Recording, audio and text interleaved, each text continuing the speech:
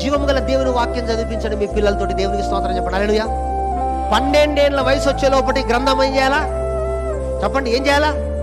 12 కాదురా భయ్, ఫస్ట్ ఇయర్కి పోయే లోపల 10th క్లాస్ ఎగ్జామ్ అయిపోయే లోపల నువ్వేం చదవాలా? బైబిల్ మొత్తము చదవాలి. ఒక రూల్ పెడదాం పిల్లలకి, మన పిల్లలకు రూల్ పెట్టుకుందాం. VBS వేసవి కాల బైబిల్ స్కూల్ పోయితే ఏం చేస్తారు? ఆడపోతే ఏం చేస్తారు? స్కిట్లు, ఊగులాటలు, డ్యాన్సులు. బైబిల్ ఇవ్వడం చదువుతాడా? VBS లో బైబిల్ చదువుతారు. పిట్ట కథలు, పిల్లి కథలు, కాకి కథలు, అవి ఎగురులాటలు, ఈ ఎగురులాటలు, దించుకొని ఎగురులాటలు అన్ని నేర్చుకొని వస్తారు. మళ్ళీ దాన్ని కూడా యూట్యూబ్లో పెడతారు. మళ్ళీ నేను ఎంతసేపు ఎదురులాడినాను మళ్ళీ టీచర్ చూడడానికి మొదలు పెడతారు. మళ్ళీ అలా గబ్బు బొమ్మలు కట్టబడతారు.